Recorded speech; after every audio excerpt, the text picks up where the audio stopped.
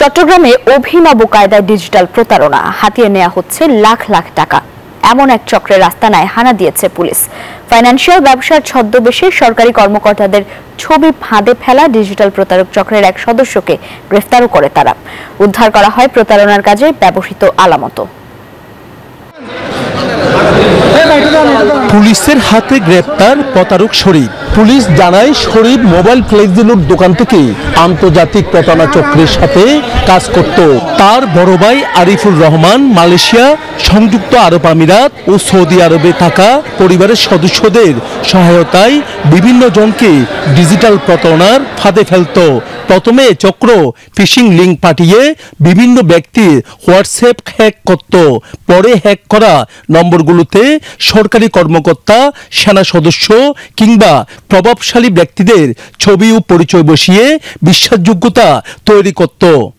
Bundle থাকলে প্রতি সেনমানিতে টাকা বাঁচবে। বিকাশ সেনমানি বান্ডেল কিনে জিতুন প্রতি লেনদেনে। অনেকেই যারা সাধারণ মানুষ রয়েছেন তারা কি করবেন, এই 500 টাকার জন্য তারা ক্লিক করবেন।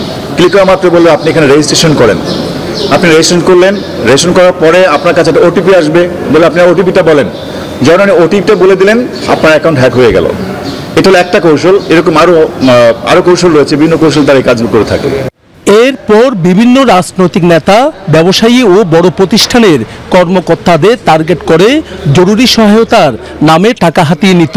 গ্রেপ্তারের সময় শরীফুলের কাছ থেকে উদ্ধার করা হয় নগদ 4 লাখ টাকা, একটি পাসপোর্ট, ভুয়া ট্রেড লাইসেন্স, 8টি মোবাইল ফোন, অসংখ্য সিম কার্ড, ডেবিট ও ক্রেডিট কার্ড, ব্যাংক চেক ও ভুয়া সনদপত্র সহ নানা কিছু। সরকারি কর্মকর্তাদের ছবির ফাঁদে কোটি টাকার ডিজিটাল প্রতারক চক্রের এক সদস্য নরসিংদী জেলার ঘোড়াদি এলাকা থেকে গ্রেপ্তার এবং প্রতারণার কাজে সংশ্লিষ্ট আলামত উদ্ধার। চট্টগ্রামে এ ধরনের প্রতারণার শিকার হয়ে এখন পর্যন্ত অন্তত 5 থেকে 6 জন ভুক্তভোগী জেলা গোয়েন্দা পুলিশের কাছে অভিযোগ করেছেন। কারো কাছ থেকে 50,000, কারো কাছ থেকে 1 লাখ বা তার বেশি টাকা হাতিয়ে নেওয়া হয়েছে। নয়ন বড়ুয়া জয়, নিউজ 24, চট্টগ্রাম।